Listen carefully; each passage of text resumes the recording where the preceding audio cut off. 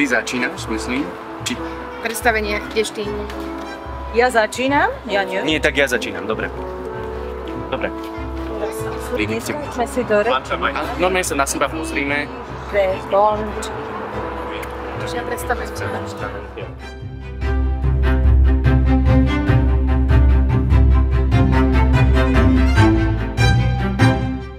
Spievať, tancovať a divadlo predovšetkým pre vás našich divákov.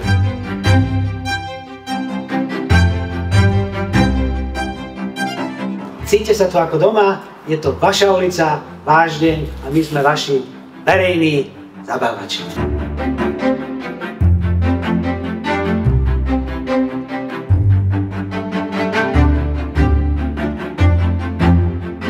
O 5 minút začína predstavenie tradičného vážkového divadla Teátr Herkules alebo Dobytie pekla.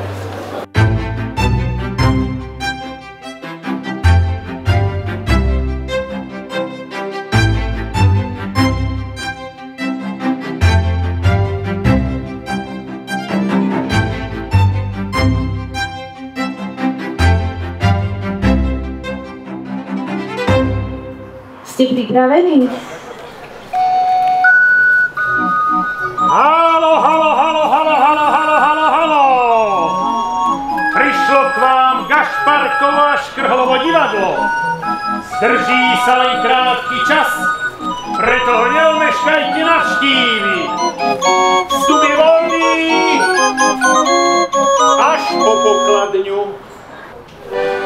Tak už ticho. Ústa zavri. My sme boli dlžní našim divákom práve ten náš návrat. A ja som povedal, že keď sa sem vrátime, tak o tom bude vedieť celá ulica 7. pešieho pluku. A to sa stalo. My sme sa vlastne týmto pripomenuli, týmto happeningom na záver sezóny, ktorá bola nesmierne ťažká, že sme tu v plnej sile a chceme robiť radosť a chceme túto ulicu chceme sa o ňu podeliť. Nie len z našou budovou, ale aj z ulicou. Ja som veľmi rád, že mesto Nitra, teda minimálne páni viceprimátori obaja, majú záujem na tom, aby tu sa z tohto stal kultúrny priestor. Táto myšlienka vznikla veľmi dávno, keď sme sa presťahovali sem do tohto divadla a v rokoch 90. sme mali pocit, že je všetko možné, tak sme sa tak pokúšali, že či by nebolo dobré v rámci pouličných aktivít, ktorých sme sa vtedy niektorí venovali, vyčleniť tento priestor. Odtedy tú myšlienku tlačíme pred sebou, prešla rôznymi obdobiami. Niekedy na začiatku milénia som tu po 3 roky urobil také podujatie, ktoré som nazval vtedy Nitriansky Montmartre. Boli tu divadielka, Teatro Tatro tu hralo svoj, vtedy prvýkrát uviedlo divadelný automat. A ten názov mi skrsol v hlave tak, že cestovali sme po svete, už sa dalo, pravda. Tak mi prišlo na také, keď som bol v Paríži na Montmartre, ktorý je známy štvrťou, že je bohemskou, umeleckou, malovači portrétov na ulici, muzikanti, artisti, že preniesť kúsok takého Montmartru sem do Nitry a vyčleniť priestor pred divadlom práve na takéto aktivity. Aj naše divadelné smerom k publiku vonku mimo divadla, ale aj pre iných umelcov, ktorí vlastne nemajú v Nitre takú uličku, taký kúsok miesta, kde by mohli zložiť svoje umelecké ambície a ponúkať ich okolo idúcim.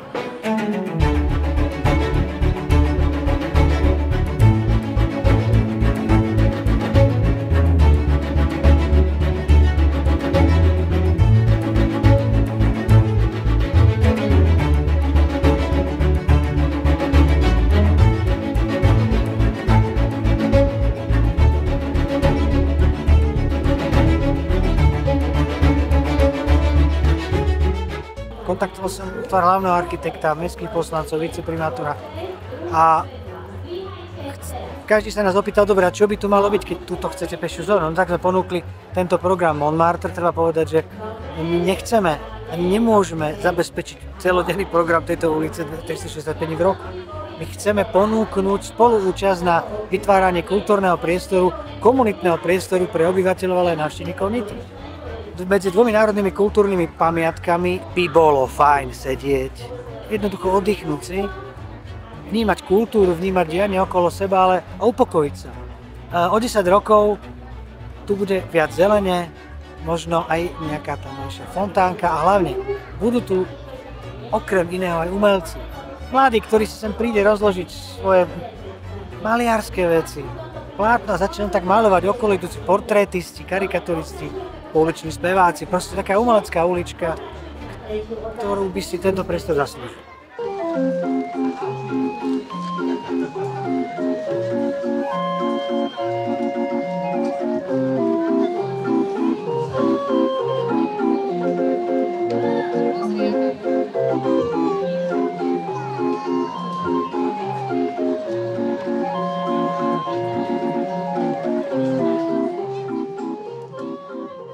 A tak tu dneska stojíme na nitrianskom Montmartri.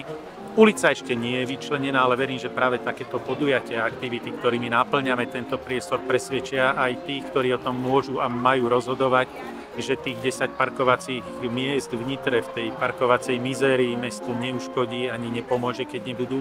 Ale hlavne, že tu môže skutočne vzniknúť zázemie a hlavne bezpečný priestor pre deti, ktoré vchádzajú, vychádzajú z divadla. Čiže ono sa to všetko ako si spája do seba a nie len mne to dáva zmysel, tak verím tomu, že to bude dávať zmysel aj tým, ktorí o tom v budúcnosti môžu rozhodnúť.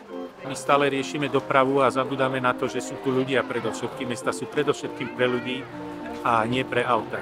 A to som sám vodič, čiže ja tiež riešim osobne nejaké parkovacie problémy tam, kde bývam, ale toto predsa nemôže prevládnuť nad verejným záujmom a nad tým, aby sme skvalitňovali život pre ľudí, ktorí tu žijú.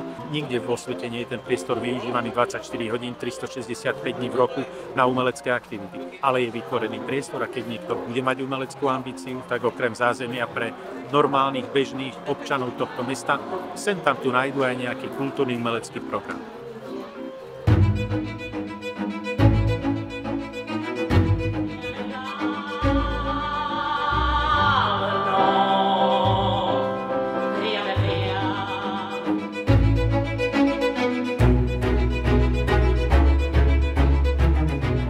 No a tak si tu na Olympe žijeme.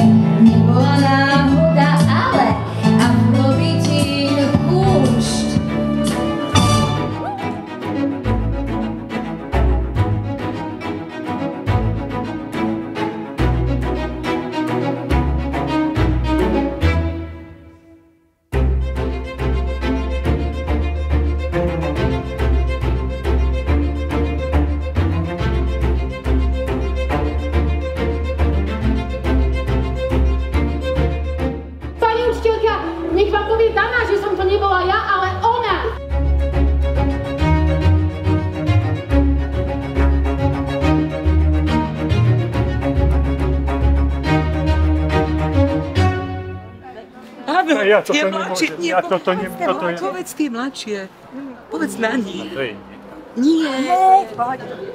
Alebo povedz Danka Janka. dobre. Danka Janka, Ja už bola, čo vyleze. Ale ja som krajšia, že? A ja som mladšia, že? Povedz tu na Vôbec nie je krajšia.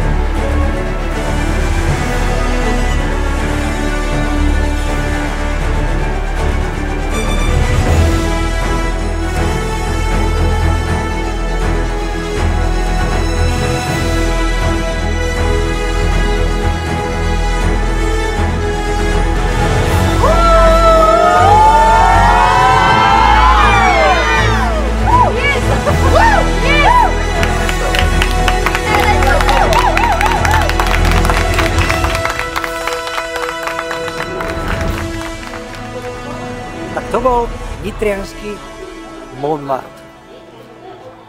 Au revoir et à la prochaine. Dovidenia na budúce.